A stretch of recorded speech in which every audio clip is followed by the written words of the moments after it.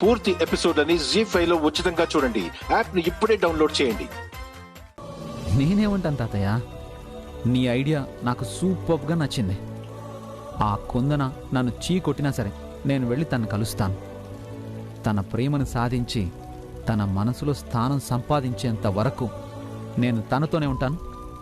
తన్ని నీడలా ఫాలో అవుతాను. శభాష్, వజ్రపతి Manavadu అనిపించావు.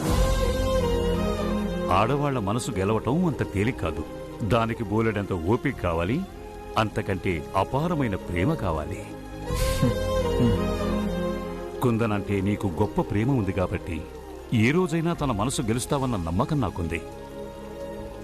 Wish you all the best మనవడా. థ్యాంక్ యూ తాతయ్య, థ్యాంక్ యూ సో మచ్.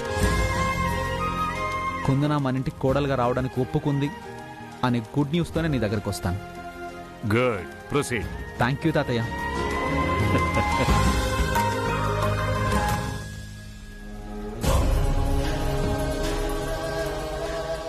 మాణిక్యం, నీకు జరిగిన అన్యాయానికి కుందనని ఇంటి కోడలిగా చేసుకుని నీకు న్యాయం చేస్తాను.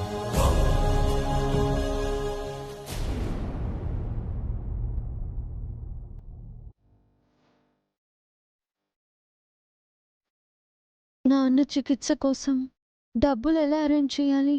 ఎవరిని అడగాలి? ఏటి ఏమైనా నువ్వు చేసింది ఏటి బాగోలేదు తల్లి. దేని గురించి మాట్లాడుతున్నావు గంగవ్వ? అదే అతగాడి గురించి. అదేనమ్మా, కౌస్ బాబు.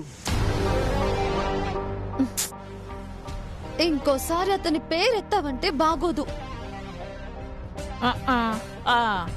అతగాడు ఏడు తప్పు చేశాడని, ఆ ఇంట్లో పుట్టడం అతను చేసిన తప్ప, లేకపోతే నిన్ను ప్రేమించడం తప్ప?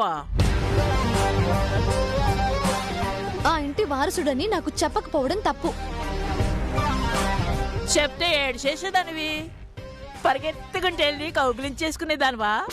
లేకపోతే అతని ప్రేమను ఒప్పుకునేదానివా? నీ మీద ఎంత ప్రేమ లేకపోతే ఆ ఇంట్లో వాళ్ళందరిని ఎదిరించి నీ కోసం వస్తాడు చెప్పు? అన్ని లక్షల డబ్బులు నీకెందుకు ఇస్తాడు? ఏదో ఆ ఇంటి వారసుడు అని తెలిస్తే నువ్వు మాట్లాడవనో, అతన్ని నీ దగ్గరకు రానివ్వని భయపడుతాడు. ఈ మాత్రం దానికి ఏదో ఘోరాలు నేరాలు చేసేసినట్టు అది. చూడు గంగవ్వ, నేనేం అతన్ని నన్ను ప్రేమించమని అడగలేదు. వాళ్ళిచ్చే డబ్బు కోసం ఎదురు చూడలేదు. వాళ్ళ కుటుంబాన్ని ఎదిరించి రమ్మని చెప్పలేదు.